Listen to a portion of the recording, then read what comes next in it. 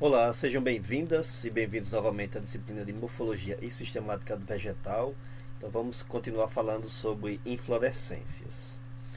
Na última videoaula eu defini os tipos de inflorescência classificadas, como monopodiais ou de crescimento indefinido.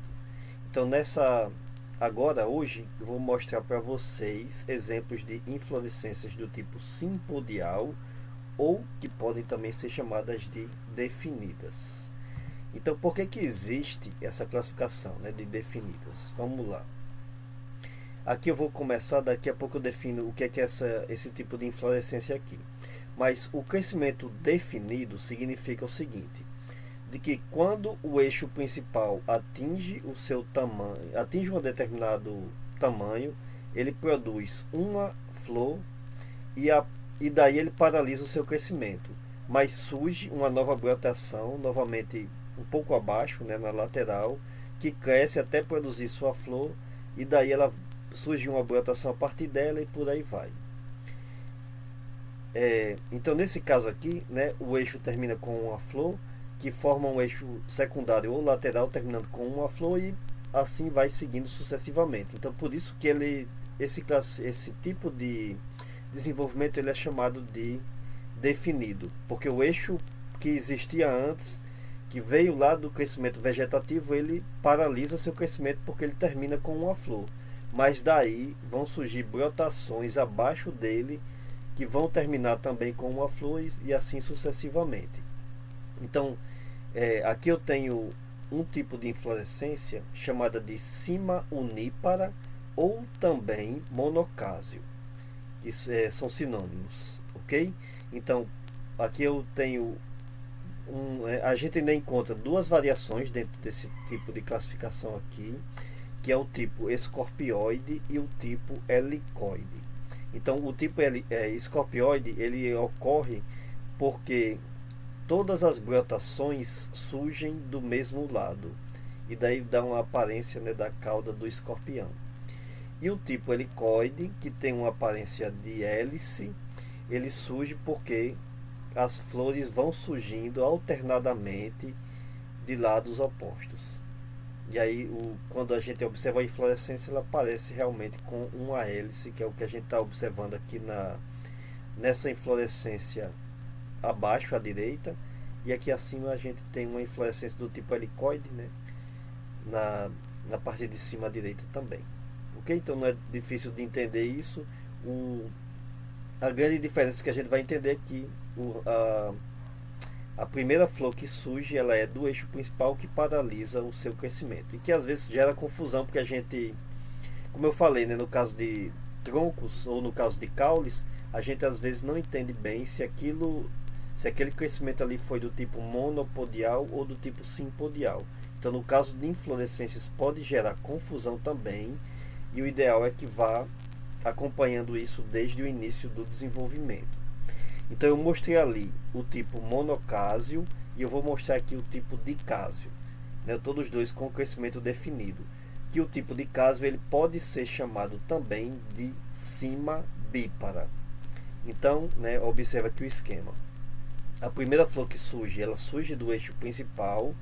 E aí, diferentemente do tipo monocásio, ao invés de surgir novas flores apenas de um lado, vão surgir de dois lados ao mesmo tempo.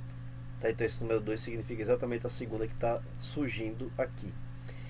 E depois pode ser que surjam também outras, das duas que surgiram ali, surjam mais duas, e daí ele se ramifica também. Então todos os dois tipos que podem ocorrer aqui, eles são classificados como dicásio, porque sempre o eixo principal vai paralisando seu crescimento, vão surgindo outros que paralisam também, e assim sucessivamente. Então, como são dois ao mesmo tempo, ela é chamada de cima bípara, como está aqui. E aí a gente ainda encontra uma variação disso, que é a cima multípara, ou chamada, ou classificada também, ou chamada também, que é um sinônimo de pleiocásio, que é o seguinte, tá? Então não tem muita dificuldade de se entender isso de acordo com o que a gente já viu nas duas anteriores. Então a primeira flor ela surge, Depois, ao invés de uma ou duas, surgem diversas brotações. Então, no esquema aqui, eu estou mostrando três, mas pode ser mais do que três. Três flores surgiram a partir daqui, ao mesmo tempo aqui abaixo. Elas vão crescer e vão paralisar seu crescimento também.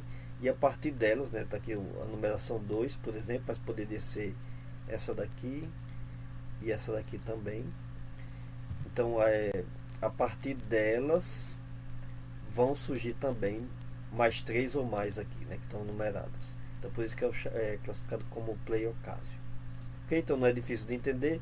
Às vezes, a dificuldade é quando a gente observa a inflorescência na planta, que a gente tem que tentar entender como é que se formou aquilo ali, porque às vezes as flores ficam muito aglomeradas e realmente gera confusão. Então, como eu comentei, né, o ideal é a gente ir fazendo essa observação ao longo do surgimento, ao longo da abertura das flores, para saber, por exemplo, se é a primeira que surgiu, que está se desenvolvendo em primeiro lugar, ou se não é a primeira, e daí a gente já separa nessa classificação do tipo definida ou indefinida, né, e daí vai, tá? Então, muitas vezes é muito simples entender uma inflorescência, mas algumas vezes vai gerar confusão. E daqui uma inflorescência bem comum, que é a chamada de glomérulo, que tem crescimento definido também, porque as flores elas vão surgindo mais ou menos ao mesmo tempo, e normalmente essa inflorescência ela é formada por flores sésseis ou subsésseis, ou seja, que tem pedicelos ou aliás, que não tem pedicelos ou que tem pedicelos muito curtos. Essas flores elas ficam muito próximas entre si e aglomeradas de forma mais ou menos globosa. Por isso que ela é chamada de glomérulo. Então aqui tem um grupo botânico muito importante, que é a subfamília Mimosoidea da família Fabácea, que a gente vai observar, que a gente vai estudar mais adiante na nossa disciplina. Às vezes a gente não entende que isso aqui é inflorescência, né? Imagina que é uma flor isolada, então a confusão às vezes está nisso, mas agora com o conhecimento que você já tem na disciplina, com certeza já fica fácil de identificar que essa estrutura é formada por mais de uma flor, tá? Inclusive até aqui o corte nessa figura direita, ela foi retirada algumas flores para poder observar exatamente a estrutura em que todas as outras flores estão ligadas, né, do pedúnculo aqui. Bom, vamos lá. Então aqui a inflorescência do tipo ciátio, que ela é formada, que ela é difícil de entender também que isso é inflorescência quando a gente não tem muito conhecimento da botânica da planta em si, né, ou até tem conhecimento, mas mesmo assim ainda pode gerar alguma confusão em algumas plantas que têm inflorescência do tipo ciátio. Então observe que ela tem, aqui no esquema, tá? Ela tem uma flor feminina, que é a clamídia, ou seja, que nem tem sépalas, nem tem pétalas, que tem pedicelo, né? É pedicelada, e ela fica rodeada por flores masculinas, mas que no entanto possuem apenas um estame. Então, se a gente observa isso daqui descuidadamente, a gente imagina que isso daqui é uma flor apenas e que não é uma inflorescência. Mas como aqui existem diversas flores com um estame apenas, cercando uma outra flor que é apenas feminina, que tem apenas o ovário e o estigma, né, e o estilete também, aí a gente vê que é uma inflorescência, que ela é protegida por essa estrutura chamada de invólucro, que nessa plantinha aqui, o invólucro é essa parte vermelha, que pode ser confundida com pétalas, tá? Mas não é. É um tipo de bráctea modificada. Eu já comentei sobre esse tipo de bráctea aqui, quando eu falei sobre o invólucro. Então ela forma exatamente essa estrutura aqui, né, que é bem característica para alguns grupos de plantas.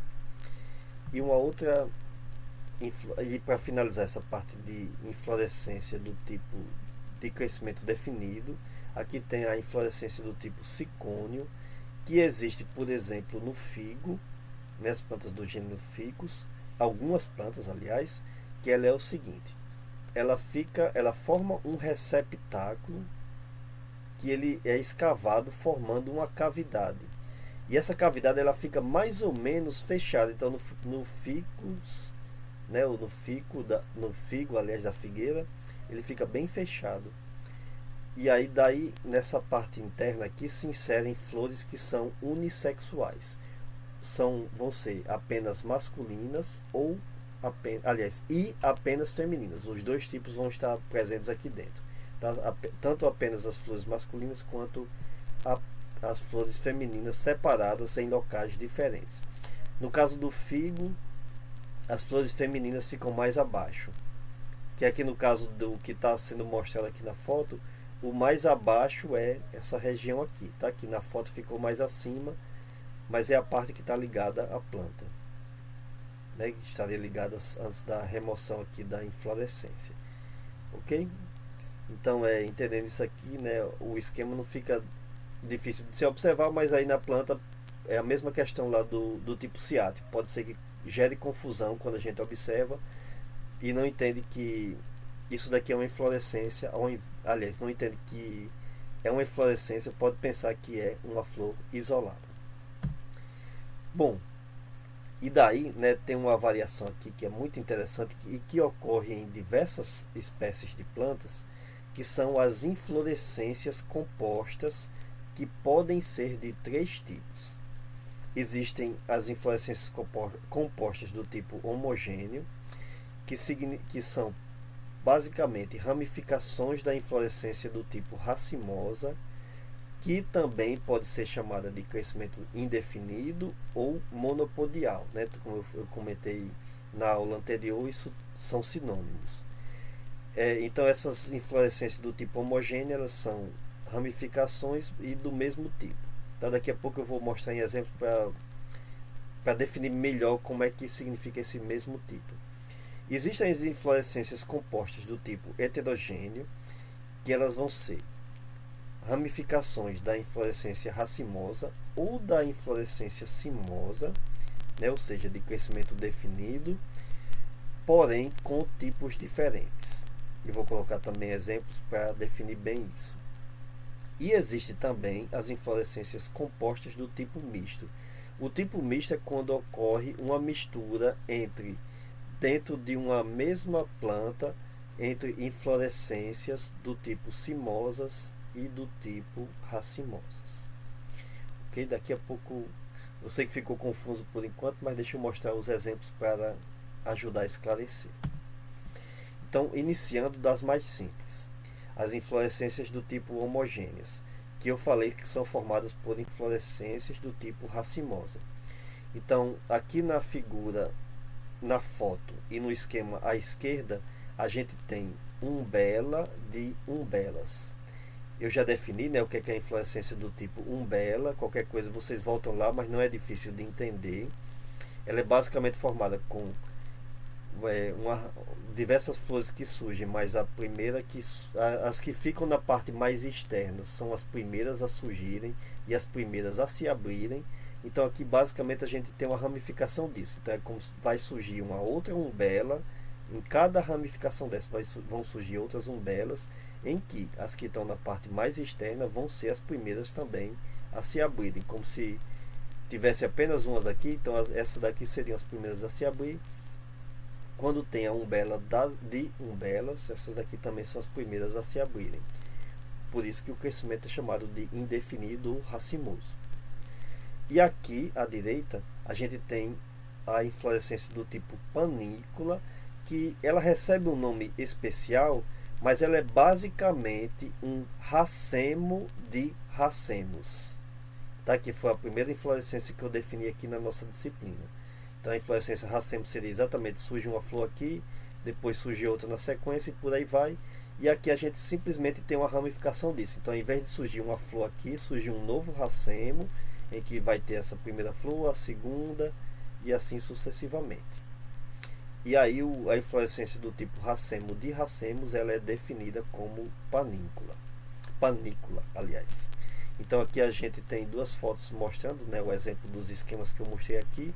Às vezes gera confusão, tá? A gente observa uma inflorescência, é difícil entender. Então, por exemplo, essa panícula aqui é difícil entender de cara qual que é o tipo dela, né? Então, mais uma vez, fica a recomendação de acompanhar o desenvolvimento desde o início, ou então quando começa a abrir os botões florais, né? E por aí vai, para entender mesmo como é que elas surgiram ali.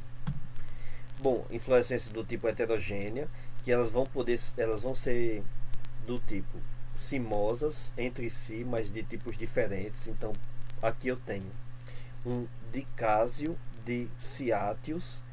O dicásio é uma inflorescência do tipo cimosa. Eu acabei de comentar sobre ele, ou seja, né, o crescimento é definido. E o ciáteo também tem crescimento definido. Como são de tipos diferentes, mas pelo hábito de crescimento são iguais, então elas são chamadas de heterogêneas. Aqui eu tenho uma outra heterogênea, que é um racemo de umbelas.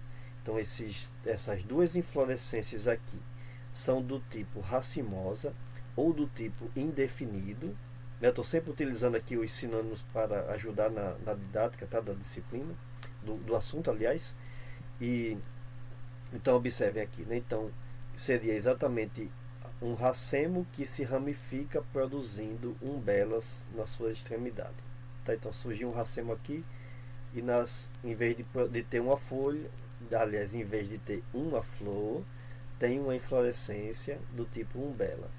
Como todas as duas, tanto o racemo quanto a umbela são de crescimento indefinido ou racimoso, então elas